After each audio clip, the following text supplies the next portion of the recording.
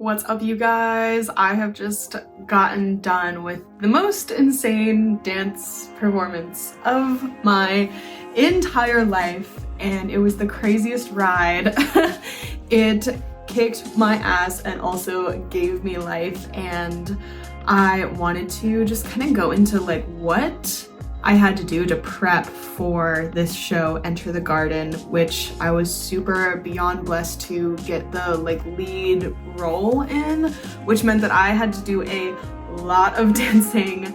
I had a solo that was also the finale of the show, and I knew that I was going to be dancing throughout the show, doing different duets, little stage bits, even if it was just acting stuff, I knew I was gonna be working. So this was, probably a 6 or 7 month process leading up to the show. So I kind of wanted to just dive into what I had to do to physically prep and mentally too, because there was a lot of things to have to remember and create and think about and organize, and I just want to give you guys kind of a behind the scenes of how this show is created. And also, if you have your own shows or things that you want to create or pieces you want to do, maybe this can help you to just kind of think of how to be able to do the craziest shit you've ever done and have sort of a game plan and idea of what it takes to level up really efficiently and intensely and meet that challenge. So when I got asked to do Enter the Garden, I think it was back in March or April. We had just done a show in February, and up until this point the show had been really amazing, but it was smaller. It was more at an event space that sat about 250 people, and it was we set up the stage, we set up the lights and the sound system and everything, and it was much more DIY. And then I got a call from the show producers, and they were we just booked this theater in town, this big theater downtown, a 500 seat professional theater, huge stage, everything. And they were and we want you to be the lead role. And the main character who's going on this super intense inner journey basically gets yeeted into the 5th dimension, has an ego death, meets all these parts of herself. It's Alice in Wonderland meets Nutcracker meets spiritual journey meets slutty, sexy, sensual whole world. So of course I said yes. I was oh my god, thank you so much, I'm so excited. And then they're all right, show was originally supposed to be in August and then got moved back to November.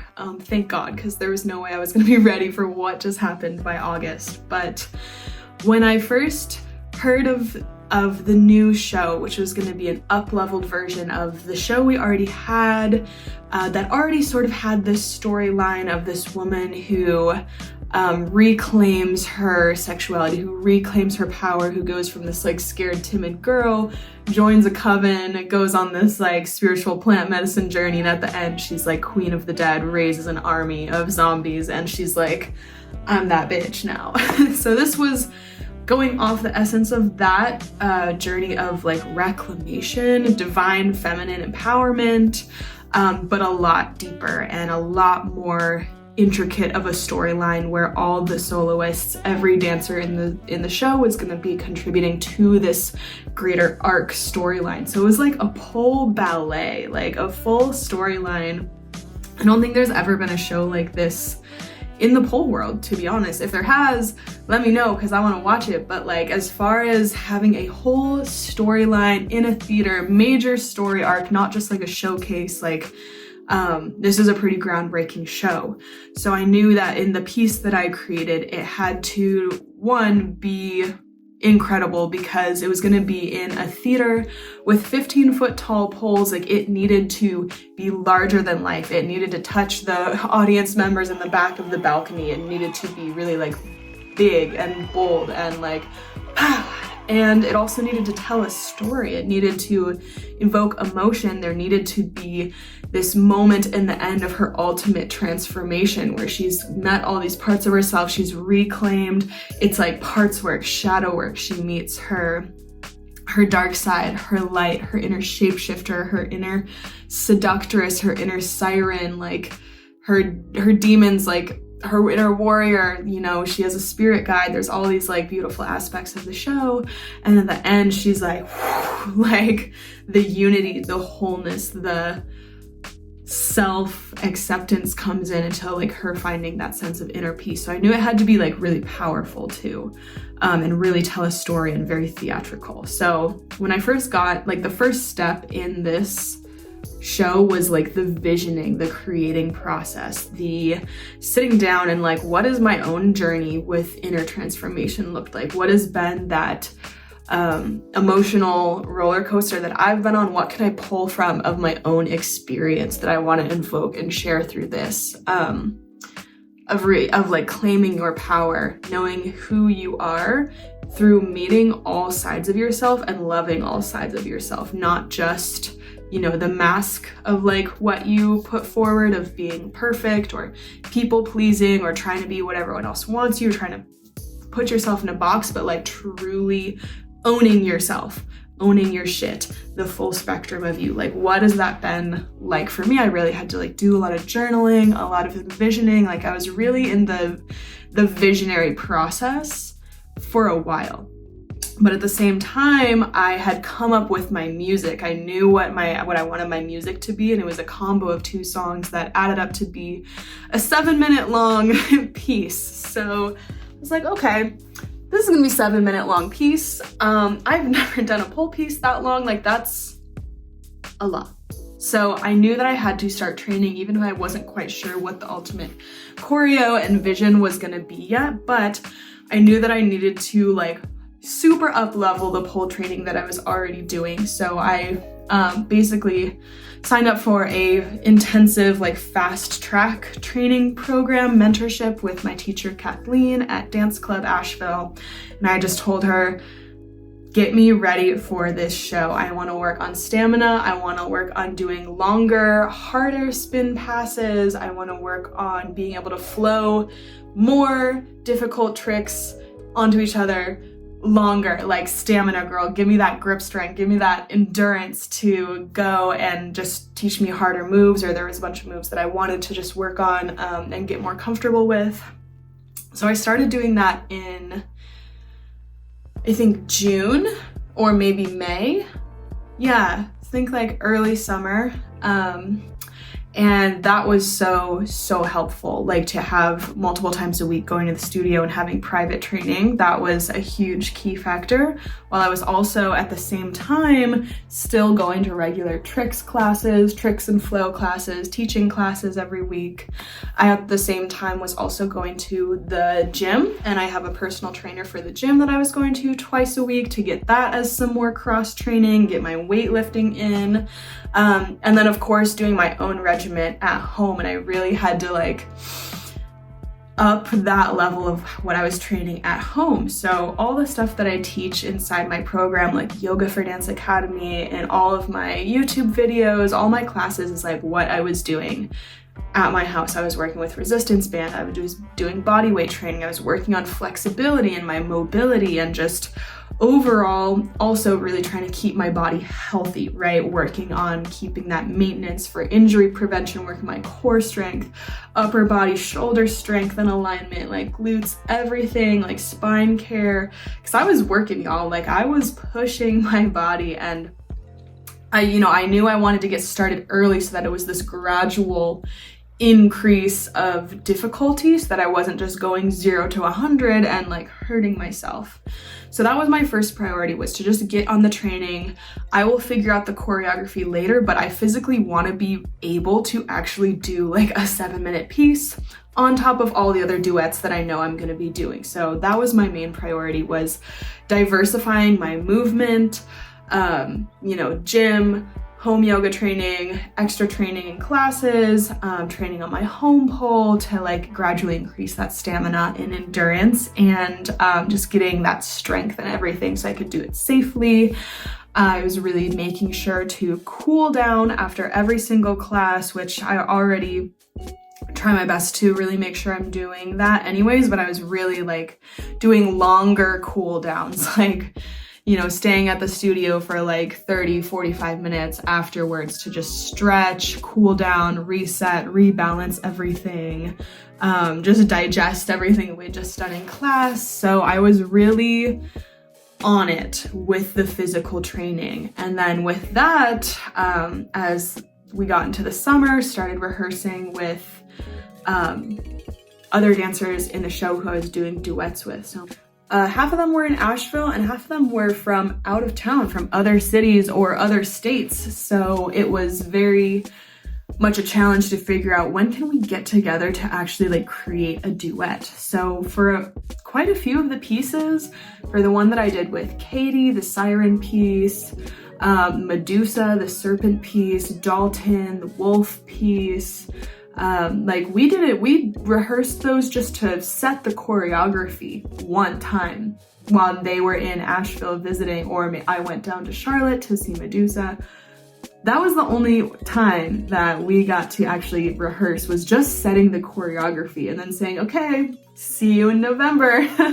We'll work on this on our own time.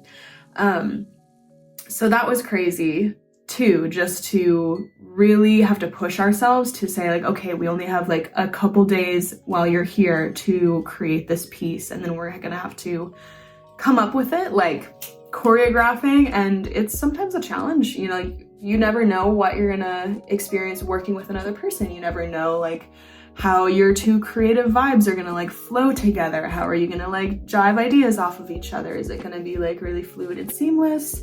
Luckily, all these artists are so amazing. It was a pretty seamless, fluid, just like ideas flowing, bouncing off of each other, and kind of going with like what their vision for their pieces were, like their character archetypes that they were teaching my character about. So getting to be a part of their creative process and like grow the vision with them was really exciting and super rewarding, and just beautiful to get to know them on that level of like what this character like meant to them. Because the producers also did a really good job of like pairing people with a character that like was them, was their embodiment, was their essence of, you are the siren, like this power, we see this in you, or like you are the serpent, or you are this angelic guide character, or like the darkness. Like they really wrote the characters for the people. So it was so beautiful to like see them in taking these characters, pulling from their own inner worlds to create. So that was really beautiful to be a part of their process, and also challenging. So it's like, all right, we got to come up with this piece and set it, and then see you in a few months. So this was all going on, and I had to really start to get pretty regimented and disciplined with my schedule of planning, when am I gonna get into the studio to work on my piece? Because I have a home pole, but it's not as tall as the studio poles, and even the studio poles weren't as tall as the poles were gonna be at the actual show. So that also was a challenge of like, all right, like these poles are gonna be like 3 feet higher than the ones that I can rehearse on. So we gotta just hope it's gonna work out to use that extra height. So, you know, had to be in and out of the studio, figuring out when I'm doing duets, when we're hitting open pole, like when we're rehearsing stuff, while also balancing out going to the gym, my fast track training program, doing other classes, and like making time to also like rest and recover in between. So as the months went on, as we got closer to the show, things just were really ramping up. I was sore like all the time, and it was just, I really had to dig deep, like even on the days when it's like, oh my God, like, oh, I don't want to go rehearse, I don't want to go run this. I would just think about like, this show is gonna happen and you're gonna be in front of 500 people with the most beautiful dance opportunity. Like you owe it to yourself to leave that stage feeling like you did everything that you fucking could to like make it the best it can be. And that's really like where I was coming from mindset wise for all of this. Like I did not want to compromise anywhere. You know, I could have created a shorter, you know, piece of music. I could have done easier tricks. I could have kept it simpler. I could have said no to being in other people's duets and stuff. I did 8 duets. I could have said no. But I was following what made me feel really excited to do. And I was in the mindset of, you know, I wasn't gonna downgrade my dreams or compromise my vision to fit the reality that I was currently at. I was very much dedicated to up-leveling my routines, my day-to-day lifestyle, my regimens, to be able to match that higher level vision that I was having. And that's what I would encourage all of you to do. Instead of thinking about like, oh, well, currently I'm not able to do that, or that sounds really hard, scary, that sounds way outside my comfort zone, like how the fuck could I even do that? So I'm just not gonna. I would encourage you to take it, be like, all right, challenge accepted. Like I know what I want to be. I know what I want to create and project. I have the vision. What do I need to do to make it happen? And that's why the vision and having clarity on your goals is so, so important, just as a dancer in general. And this is like where I start in my program, Yoga for Dance Academy, is getting clear on like, what are you here to do? What is this next chapter holding for you? What is the highest vision if you were to not shrink away or let fear or wanting to compromise or not believe in yourself diminish it? What would you want to do? What would you want to be? What would you want to create? Like, what is that highest level vision? Starting there and work backwards. Okay, what do I need to do to make that a reality? What ways do I need to shift how I live my life day to day to actually make this possible, to have my action match the vision, right? And find that alignment. So I would really encourage you to dream big, think big, even if it scares you. Y'all better believe I was so scared, like, oh my God, the nerves were insane, but I was committed to doing it and to doing everything I could, and like having that discipline, that deep love, and knowing that I could if I put in the work and was really smart and strategic about it. So anyways, that's what I would really encourage you to do, is start with your vision, get really clear on what it is you want to be, and then work from there with what you're doing. So that's where I was at mindset wise, you know, going to yoga classes. I also at the time was, you know, just trying to stay on top of that like body maintenance of like getting enough sleep, making sure that I was like eating enough food with all these extra rehearsals, going to get like massage, body work, craniosacral work, you know, nervous system care was so, so important. And then mental wise, like on the prepping my mind to be at capacity to handle this show, it started with just being obsessed with the show. And any project that y'all have, any career path that you want, you have to be obsessed. You have to be obsessed with it and be thinking about it every single day, obsessing over the details, getting excited. You know, I made a playlist of everyone's music for the whole show and just like bump that shit.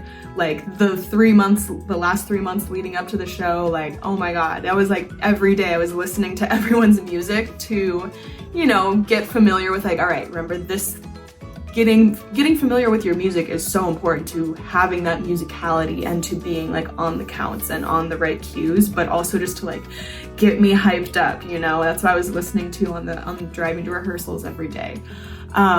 Going over choreography in my head all the time and like visualizing it, watching the videos that we had from rehearsals over and over, looking at like, okay, looking at the details of like, okay, that looked good, that could be better. That like tilt of your head there looked really good, and like, oh, don't do that weird thing with your hand, you know, like really reflecting and watching your videos and finding that balance between, you know, not being so critical that you're just like, well, it's all bad, but like just getting used to like looking at like, okay, that looked really good there with the music. Because for a lot of these pieces, especially the duets or like even figuring out my solo, it was like an ever evolving kind of process, except for the ones that we had like set that one time in rehearsal. A lot of them were kind of like, let's evolve this to fit the music. So it was a lot of watching back rehearsal videos, seeing what we liked and what maybe didn't look quite right or fit with the music, and spending a lot of time like watching, reflecting, visualizing to see like what we wanted to improve with the next rehearsal, and also just to like keep all the choreography in my head, because at this point let's see, I had a piece with Callan, piece with Kathleen, piece with Dalton, piece with Medusa, a piece with Josh, our sear wheel guy, Katie Crayons, Catherine, and then Leah's piece. That's 8 pieces where I was like dancing and doing stuff. Not to mention, I think, let's see, 1, 2, 3, 4 other pieces that I wasn't necessarily like doing a ton in, but had like acting parts, had to still think about, all right, you have to be on stage, you have to be doing this thing, you have to, there was a lot to remember as far as choreography, stage direction, the costume changes that I knew I was gonna have to do. Oh my God, figuring out the costumes for every different person's piece and their vibe. Did they want me in heels, knee pads, a color, like what's going on? In one piece I had like a shibari harness tied up on me, so it was a lot to think of all the moving parts. So, you know, I had to make a packing list. I had to really spend time. I actually journaled down going through the whole show of like, okay, this piece enters stage right, do in this costume, exit stage left, go change into this costume, get ready to enter this way. Just writing down all my entrances and exits and costume changes and the order of the show so that it was like in my head, because I knew once we got to the show, it was just gonna be like, go, go, go, go. And I had to have that shit, like the whole blueprint mapped out in my brain. So I was really doing a lot of that. Just obsessing over it all the time. Also making time to prioritize my mental health. I had a lot of challenging stuff come up for me in my personal life in the last 2 months leading up to the show. And, you know, I've also over the summer was running my business, running YDA, which requires me to show up and hold deep space for a lot of people and be in a leadership position. So many moving parts in my life constantly that I had to really make sure to be meditating, journaling, sitting with my feelings, taking that downtime to regulate my nervous system, to keep my head clear so that I wouldn't just like explode with all of the tasks and information and things and choreography and correspondence. You know, because the whole time too, we were communicating with people. Like I said, a lot of the soloists weren't in Asheville. Some of them were in Chicago or other cities in North Carolina, South Carolina, Nirvana's in Portland.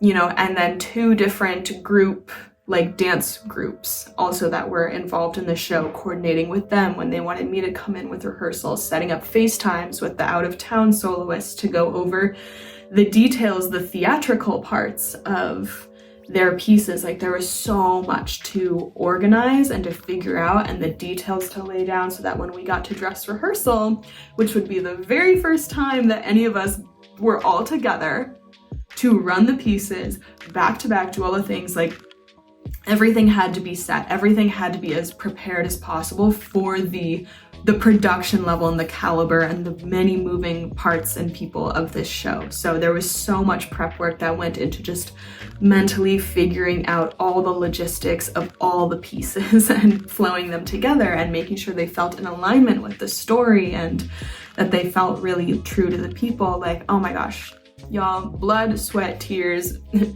brain power, so much brain power went into this show.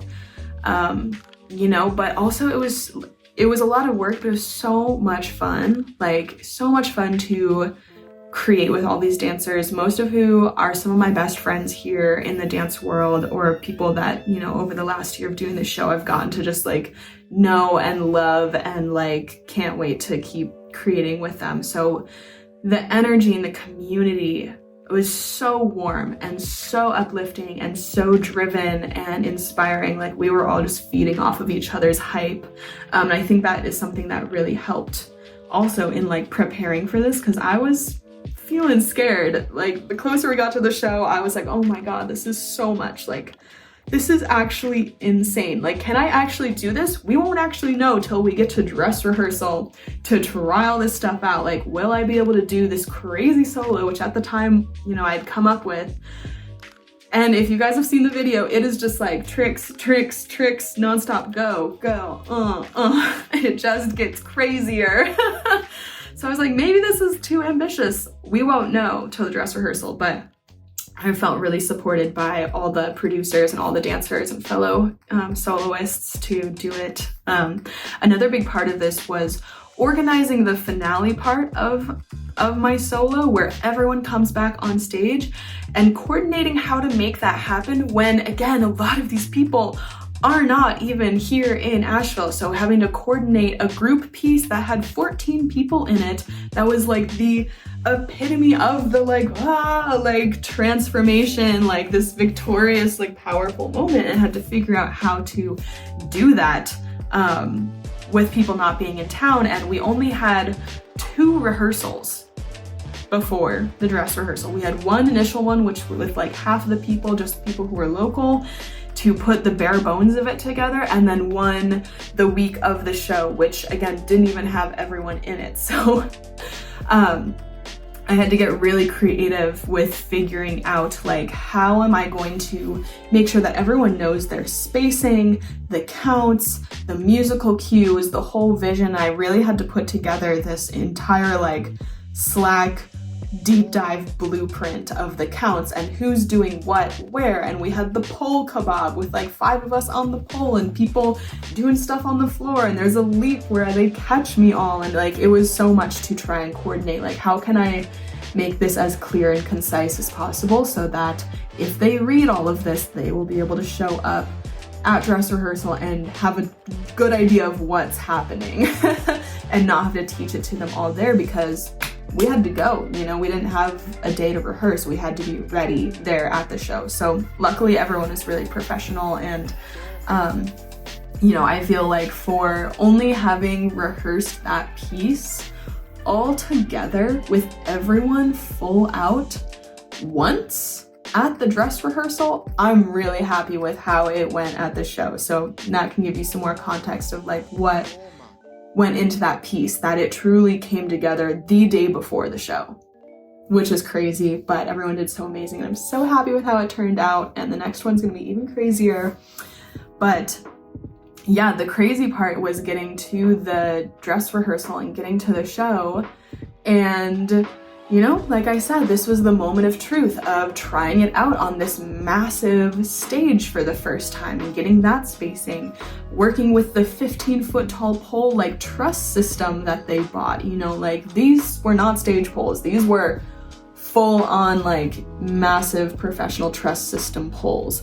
This was the first time having everyone together to run all of the pieces, all the duets back to back to back to back, and then have my solo in the finale. And I truly was like, okay, or can we do this all, or did I bite off way more than I could chew, you know? Because I had been trying to train the best that I could leading up to it, like trying to do all the pieces back to back to the best that I could, but a lot of it's too like it's literally doing stuff with the person, so you can only, you know, mark those parts.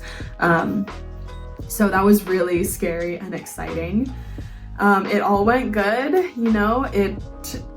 I felt ready after the dress rehearsal. That was a long day. It was a long, like 8-hour dress rehearsal because we had to set up the whole truss system backstage. We had to go through spacing. We had to do the tech rehearsals. There's the whole backdrops that the producers made themselves, the poems that they made themselves. Like there's so many pieces that were like interwoven that flowed right into the next one, where the curtain didn't close, so we had to work out those like seamless transitions. Crazy props. There was a bathtub of blood, there was a coffin, there was a crazy altar, there was pole strap, there was 2 shibari people lowered down from the ceiling of the theater onto the stage, tied up. Like there was just an insane level of production here that had to be figured out, as well as the acting part for the beginning of the show, what sets off the whole journey. So it was just the craziest day. Crazy to have everyone there. Everyone had flown in. It was just like the best reunion, and also like so crazy. Like I feel like I didn't even get to like socialize with anyone because I was just like bam, bam, stage, dressing room, spacing, stage, run it, go. Everyone else was getting to like watch, and I was just like, like running around like a crazy person trying to like stay hydrated and not die, you know. And then the show day was the next day, so we had dress rehearsal on Friday, shows on Saturday, and you guys will not believe that I got my fucking period a week early, like 4 hours before the show started. So now I was already exhausted. I was like, wow, like that was a lot. I was able to do it, but like that was a lot. And now I knew I was gonna have to do it all on the first day of my cycle too, which usually is like the worst day, where I feel the most like exhausted and drained and cramps, and I was just like, what the fuck are you getting me right now? Like, no. But I went in, I wish I had a picture, but I went in to the theater to go get my like makeup done. Had a makeup artist, and I had this like shoulder massager, I had a heating pad, I had like a green juice, and I was just like, okay, like we're going into full comfort like mode, like okay. It is what it is, and there's gonna be some blood magic out on that stage tonight.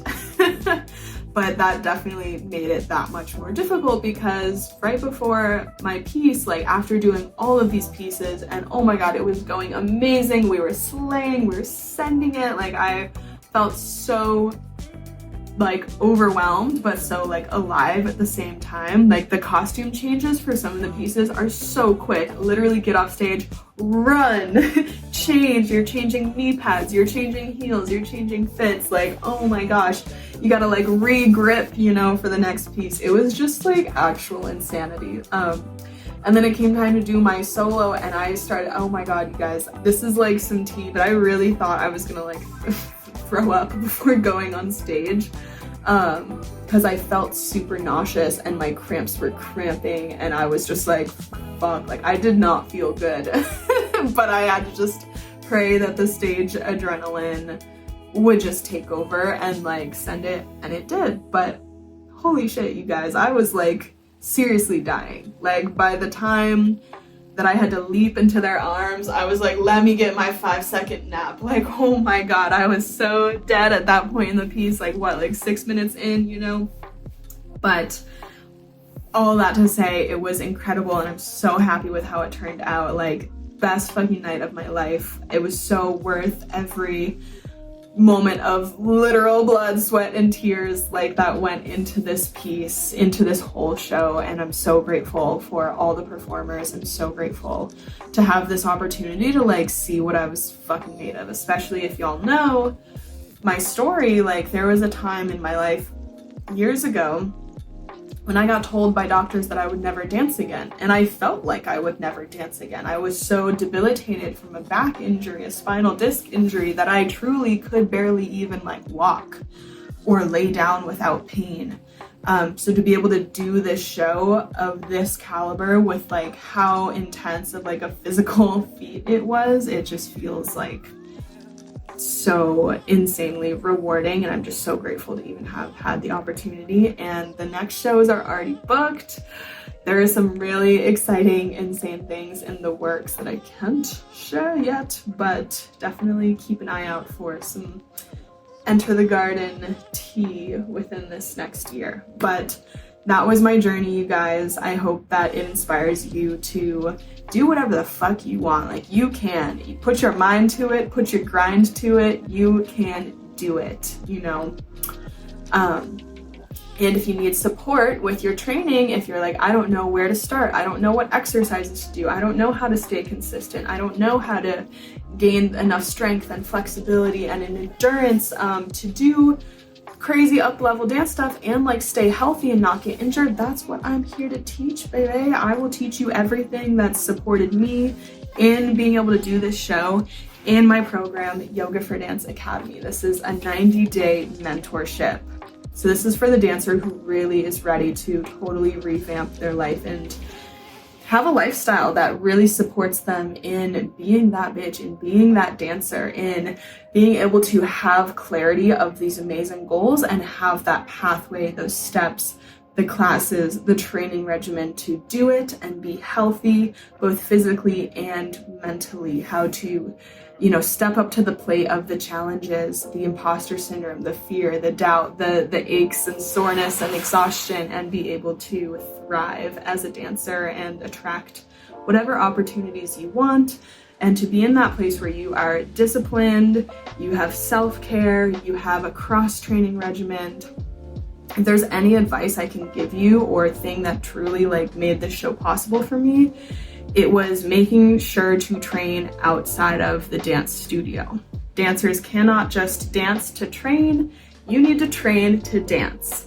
What I mean by that is if the only thing you're doing is going to classes and wondering like, why am I not making it like progress as fast as I want to? Why do I feel stuck? Why do I still not feel as strong or flexible enough? It's probably because you need to be doing some more training outside of the studio. You need to be working on your mobility, your active flexibility, your strength, your stability, your your body's ability to support you. So if you want more info on that program, I have a link below. You can book a call with me to chat more. I do complimentary consultations with anyone who's interested to hear about your goals, chat through the details of the program, and help you figure out if that's the right fit for you. But I would love to support you if your goal is to be the most badass dancer that you can be for as long as possible. So that is my Enter the Garden story, you guys. Definitely go watch the pieces. I'll put a link to my solo if you want to see this crazy 7-minute long piece that I did on my period, coordinating 14 people from all over the country to be a part of, and how it worked out. So thanks, guys, and if you want Yoga for Dancers classes, subscribe to the channel. Like the videos, let me know what you want to see more of, and you can follow me on Instagram also for more dancer wellness, lifestyle things, trainings, classes, tips, tea, all the things. Alright guys, I'll see you soon. Thanks for watching. Yeah.